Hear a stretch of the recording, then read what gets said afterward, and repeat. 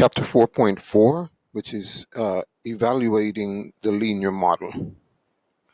So we're just going to spend a little bit of time here using linear models to describe associations in computing and interpreting the coefficient of determination. Some cautionary notes regarding regression. Do not use linear models to describe nonlinear association. Okay? So always look at the scatter plot first, if necessary. Now the thing, correlation is not causation. This is a big deal because sometimes we see this in news being reported. An association between two variables is not sufficient evidence to conclude that a cause and effect relationship exists between the two variables. Okay? The fact that you could see somebody who eats a lot might be gaining weight doesn't mean that eating a lot causes them to gain weight. It might be other factors, including medical factors. Beware of outliers that can have a big effect on the correlation coefficient. Always check the scatter plot for outliers first. Don't extrapolate. That is, don't make predictions beyond the range of the data, because we are not sure that the linear trend will continue. So if some data is between 23 to say 65, don't assume that the data is good for 86. Okay, this is what is meant by this. Do not use data for something like 86. That's beyond the range of the data. When you're considering the prediction, predict what's in this range only, not outside of the range. Make sense? All right, in a previous example in 4.3, we found that there's a strong linear relationship between heights and weights in women. And then we found the regression equation is negative 442 plus 9 times the height. What weight does this equation predict for a woman who is 36 inches tall? A 3-foot tall woman. If we were to plug in 3 in here, we would get negative 117.8 pounds. Now, if we went back to that data, we will see that the data was used for women who are 61 to 68 inches tall. It is not appropriate to use that regression equation for somebody who is 36 inches tall, since 36 is beyond the range of the data. This is what is meant by extrapolation. Okay, this is a big deal. Okay, focus only on data that's between 61 to 68. So we can use this equation to predict, say, somebody who is 62 pounds or 62 inches or 65 inches or 66.5 inches, anything within 61 to 68, but don't use it for something out of that. All right, next thing we want to talk about is the coefficient of determination, which is called R squared. The square of R, the correlation coefficient, usually converted to percentage, so it's between 0 to 100. And it gives you a measure of how much variation in the response variable is explained by the explanatory variable. Okay? I'll explain that in a second. The larger R2, the smaller the amount of variation or scatter about the regression line. Okay, so here's an example. For the data on a car age and predicted value, the correlation coefficient was negative 0.778. Compute and interpret R squared. So R squared is going to be a positive number, because when we square a negative number, we get a positive number. And then we convert it to a percentage by multiplying by 100. What this is telling us is that car age explains about 60.5 percent of the variation in the car value. Okay, it gives us an estimate of what that correlation coefficient is saying. It's saying that it's different from the correlation coefficient. In this case, it's giving you the response variable related to the car variable, the car value is giving you that percentage in variation, 60.5. So let's look at some of the homework questions. I believe this question 12 was from chapter 4.3. Let's see, when writing a regression of the equation, which of the following is not a name for the x variable? Yeah, the x variable can be any of these: predictor variable, independent variable, or explanatory variable. It's not a dependent variable. The dependent variable is the y variable, okay? All right, moving on. Suppose that the growth rate of children looks like a straight line if the height of the child is observed at age 24 months, 28 months, and 32 months, and 36 months. So 4 sets of data. Okay, so 24 to 36 months. Let's continue. If you use the regression obtained from these ages and predict the height of the child at 21 years, you might find the height is 20 feet. Okay, so if we extrapolated, which we're not supposed to do, and went to somebody who is 21 months old, we're getting that 21 years old. This is in months here. This is 21 years. This is way out here. Okay, way past 36 is 21 years. Remember, this is months. We're getting that their height is 20 feet. So what would be a possible explanation for that?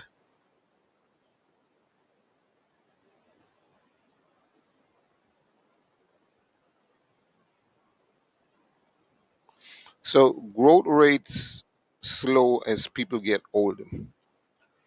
One should not extrapolate. That is, one should not predict outside the range of the data. Growth rates slow as people get older. This is why we should not extrapolate. Okay?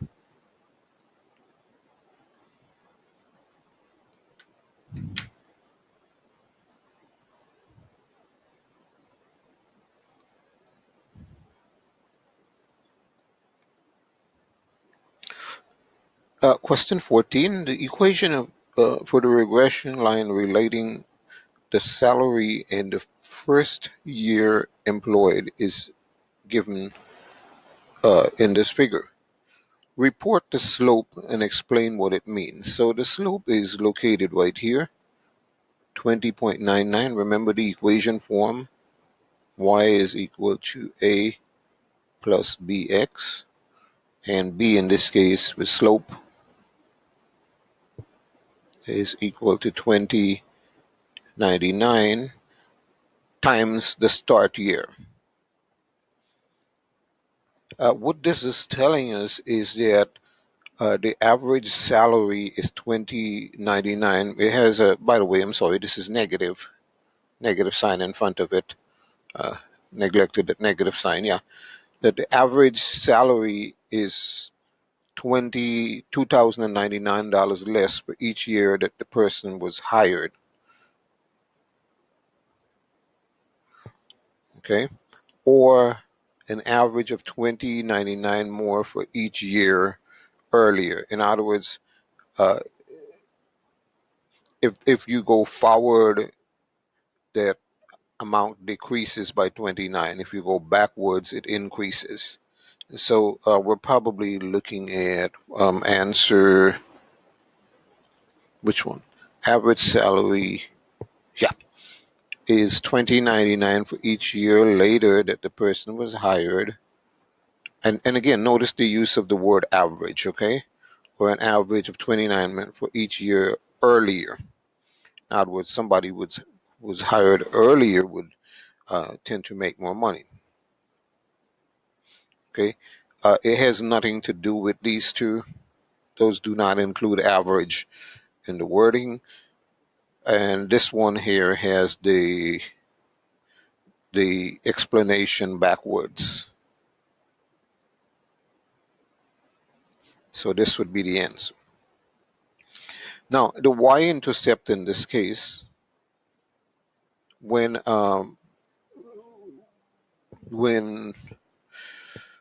the start year is 0,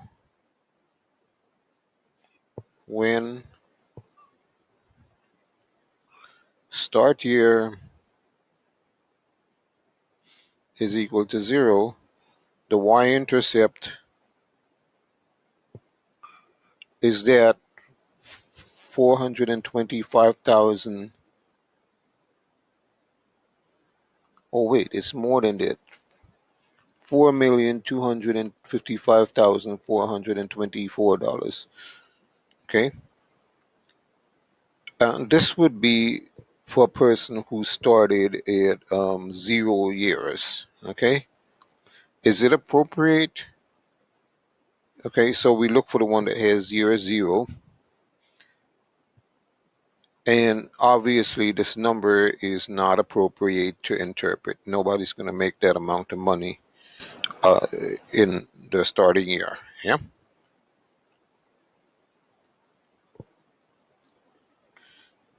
Question 15. The figure shows the relationship between number of miles per gallon, on the highway, and that in the city for some cars. So the predicted highway miles per gallon is 7.72 plus the slope times the city miles per gallon.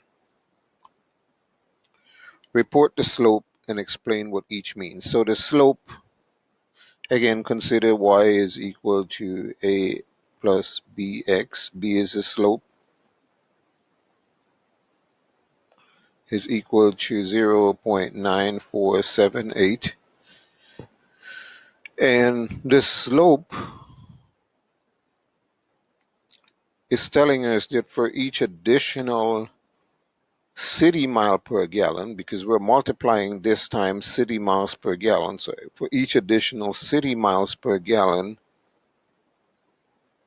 the highway value goes up by 0.9478. Okay, they want you to word this correctly. This has nothing to do with predicted. It's you're explaining the slope, right? For each additional, keep that in mind. That always starts it off for each additional for the slope. And you're explaining the units. Part B, select the correct choice below to fill in your answer. And this is to either interpret the intercept. So the intercept is equal to 7,792, 7.792. Wouldn't be that large, 7.792. And this would occur when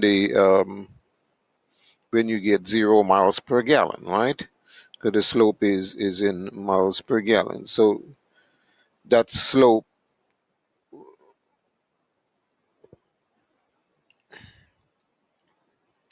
can be interpreted as 0, as the highway value goes up by 0. Okay, so it is inappropriate to interpret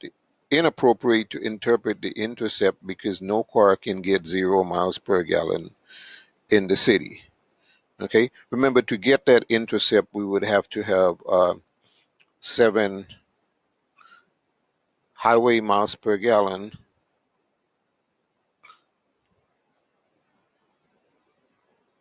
is equal to 7.792 plus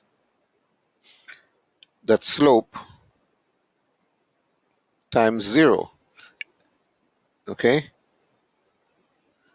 and it's not possible to get 0 miles per gallon, so it's inappropriate to try to interpret that slope as being anything important. Sorry, that intercept to be anything important.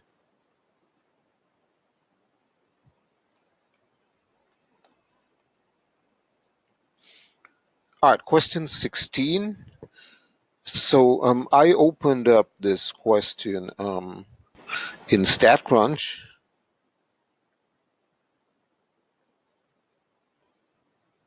I opened up this question in StatCrunch, and I did the regression and the line, and I could see immediately, based on where the dots are, that this was the correct equation, the correct graph. And then from this, I can see that the R value, the 3 decimal places, is 0.926.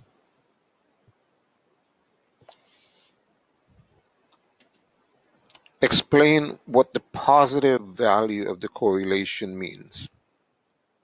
So here we're looking at the weight of turkeys versus the price.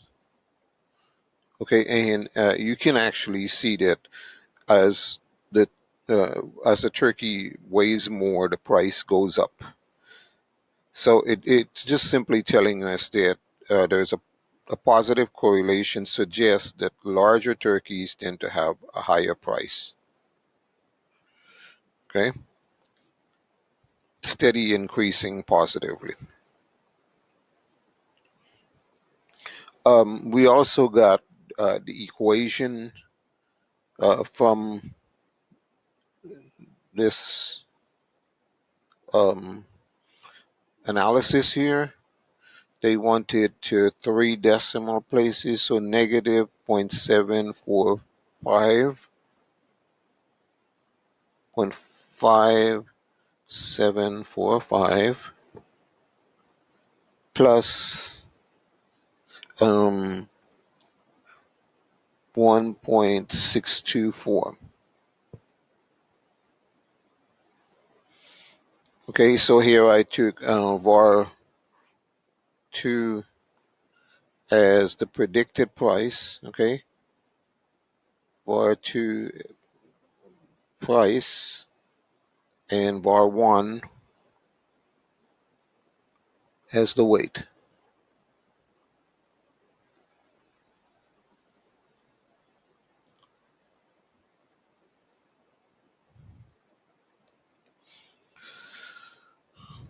And we already got the line. This is just simply the graph with the line.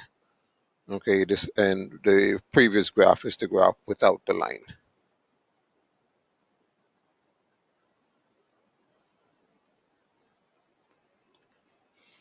An interpretation of the slope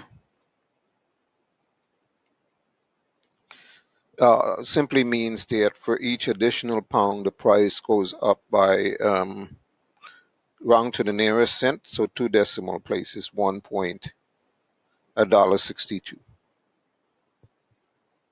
Okay, we can't have 1.624.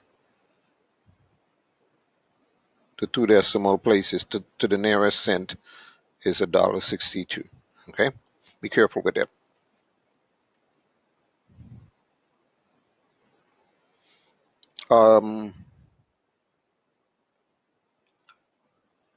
Report. Give me a second to fix this. It's kind of moved out of the way.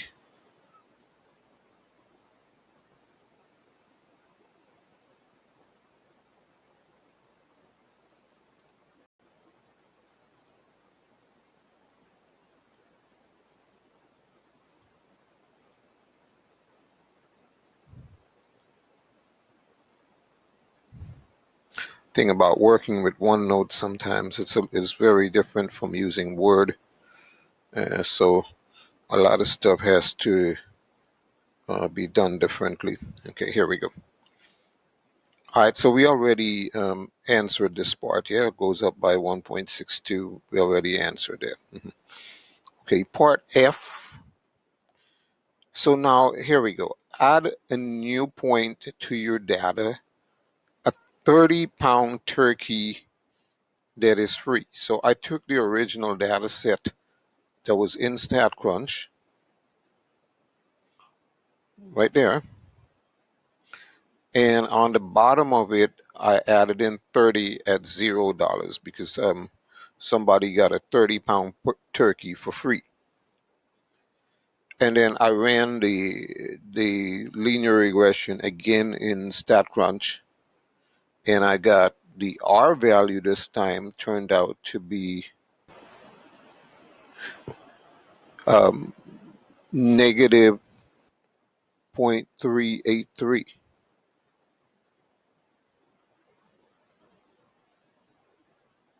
to 3 decimal places.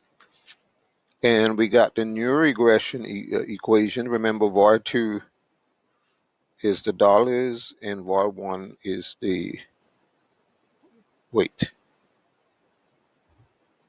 Dollars and weight. So this is 27.464, 3 decimal places, plus negative 0.579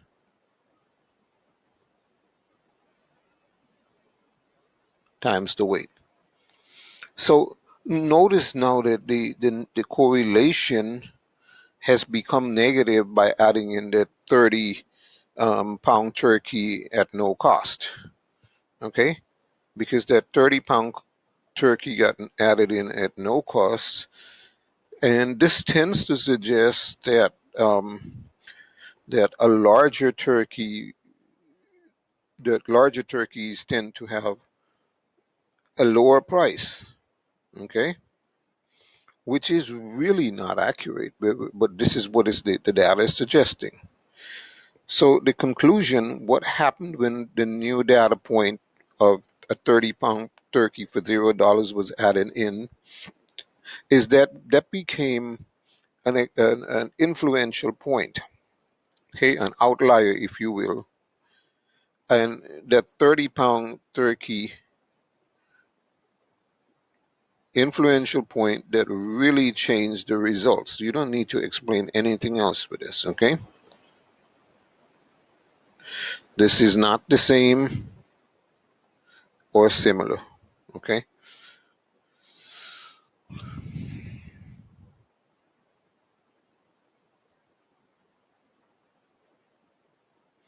Question 17, we're given the graph, so we can go ahead and answer here.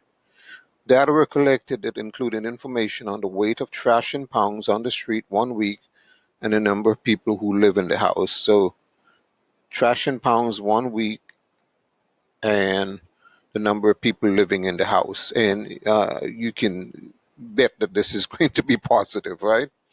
So the trend is positive. As the number of people in the household increases, the weight of the trash also tends to increase. Okay? Notice we said tends to increase. We don't say definitely increases because who knows? So we're given some information here. Now it says to calculate the correlation between the weight of the trash, use R squared is equal to the square root. Sorry, R is equal to the square root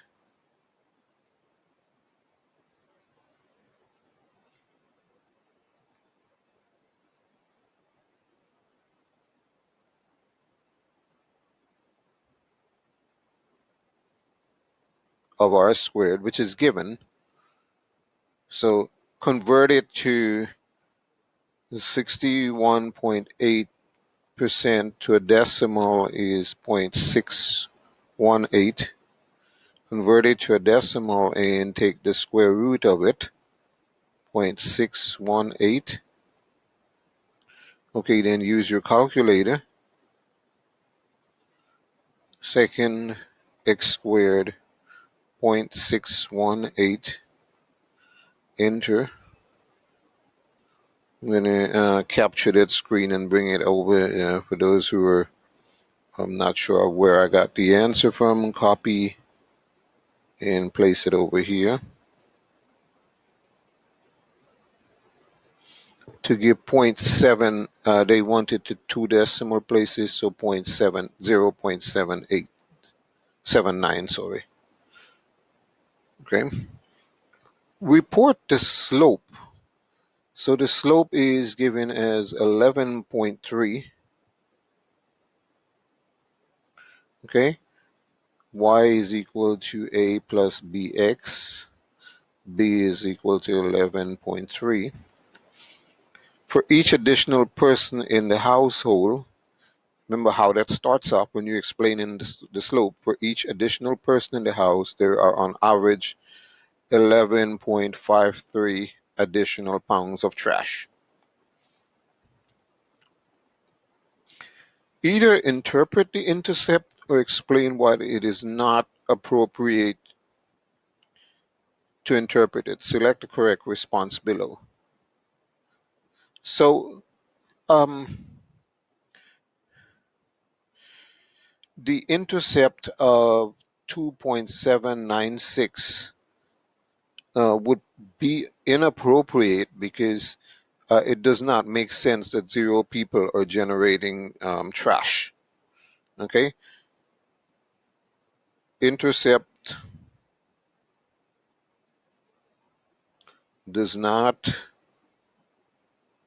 make sense since 0 people will not generate trash. And what this is saying is that when 0 people are in the house, you'd have 2.796 pounds of trash. So which answer is this? This is inappropriate. Yeah, inappropriate. Clearly inappropriate with 0 persons.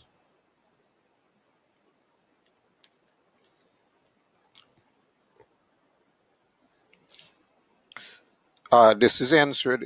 What effect outliers can have on the regression line, but it's clearly a big effect. I'm not telling you the end. You can go back to your notes and look at that, but it's a big effect. When one has an influential point in their data, how should regression and correlation be done? So when you have an influential, like we did in problem 17, when you have an, problem 16, when you have a regression and correlation, do it both with and without. Like how we added in that 30-pound turkey. First we did it without the influential point, and then we did it with the influential point. Similar to how you would, because that influential point is an outlier. And finally, attempting to use regression to make predictions beyond the range of the data is called, I hope you guys read your notes, yeah? All right, let's go ahead and end this.